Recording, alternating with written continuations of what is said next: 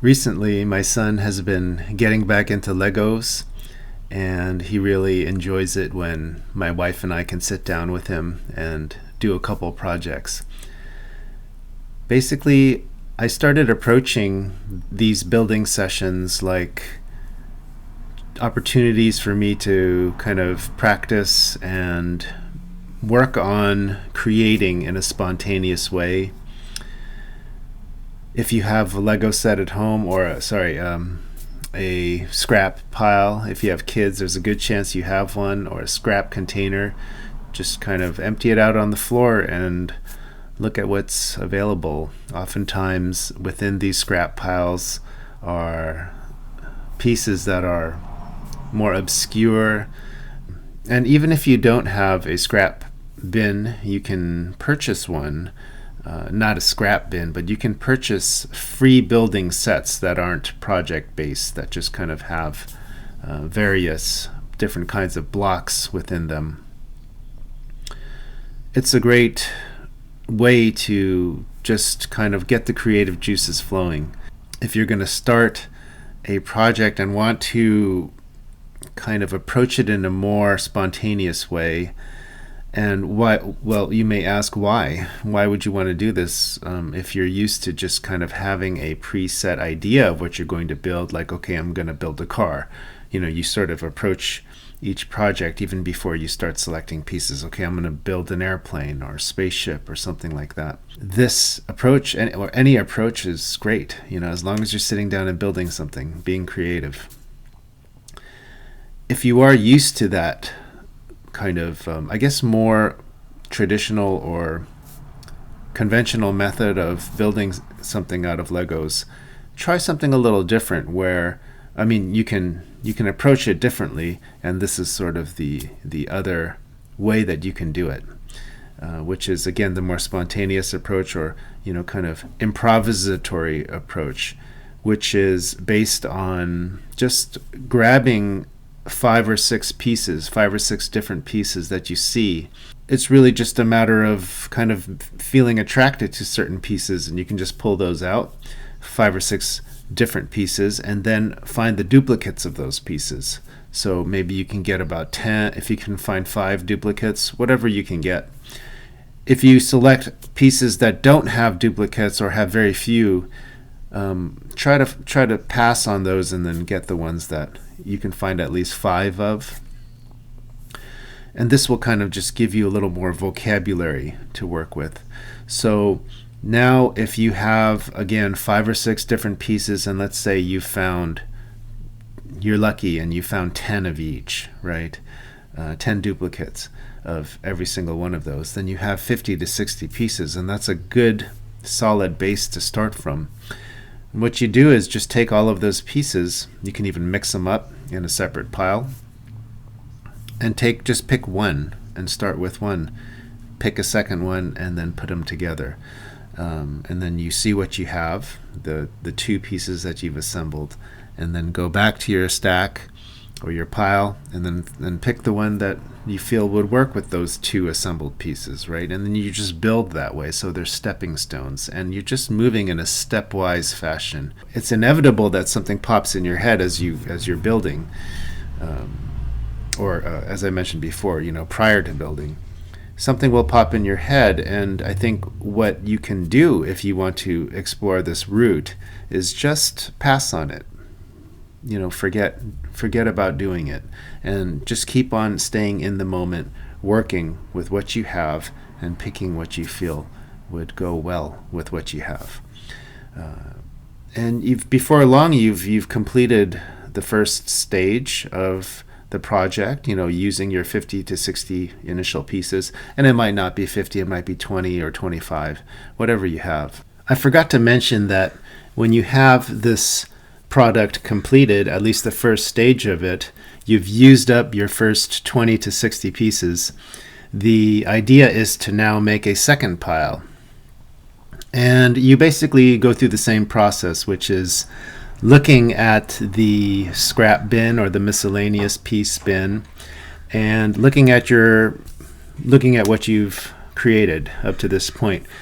And then selecting the 5 to 6 different pieces that you think would go well with what you have, or simply just selecting 5 or 6 new pieces, new different pieces that you're attracted to. And you create that second pile, and then you just keep working. I might go through 2 or 3 piles. The process of finding the pieces is important as well. It's an integral part of the larger picture. Basically, it takes time to, maybe not selecting the initial 5 or 6 different pieces, but finding the duplicates takes a little time. Maybe even for each pile, something between 5 and 10 minutes.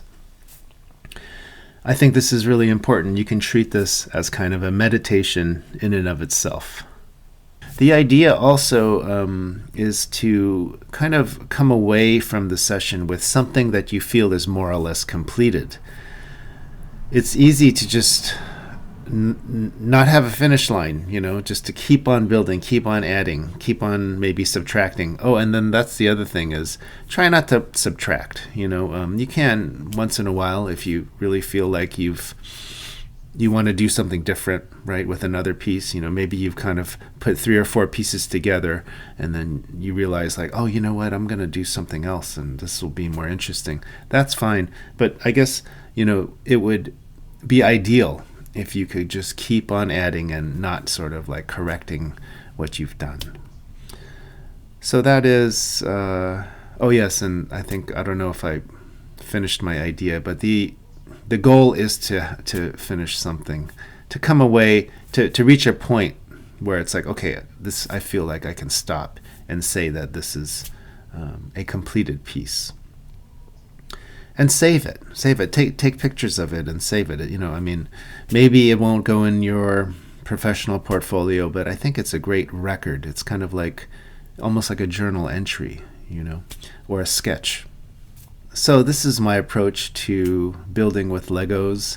Sometimes I'll build with a goal in mind, an idea, kind of leading up to the actual building process. But recently I've really kind of embraced this more spontaneous process and have really felt a certain amount of excitement, and feel that my projects done this way are oftentimes more interesting than the ones that are predetermined. If you're not used to doing things like this, or doing creative work this way, you're going to feel very unsettled maybe, or uncomfortable, and that can be very exciting. And the more you do it, the more you get accustomed to that feeling, and it becomes almost addicting. So stay tuned. I'm going to be showing you guys just a few of the projects that my son, my wife, and myself have put together, and I hope you enjoy.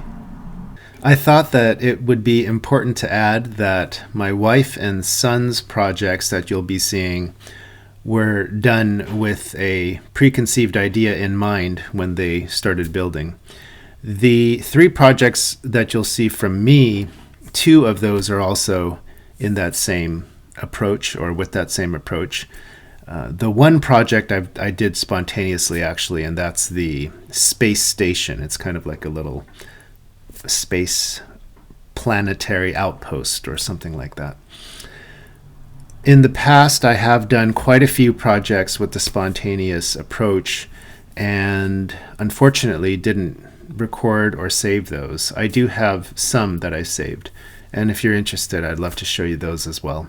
But again, in this upcoming little showcase, you'll see 2 projects that I've made done with something in mind prior to the building process, or kind of at the beginning of the building process, and the one project that was done totally spontaneously.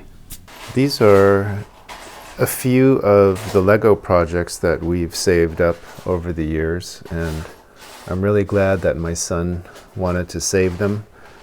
For many months, I would say, why don't we just dismantle the ones that you've finished, because we need more pieces to make other things. But again, if that happened, then we wouldn't have these right now to talk about.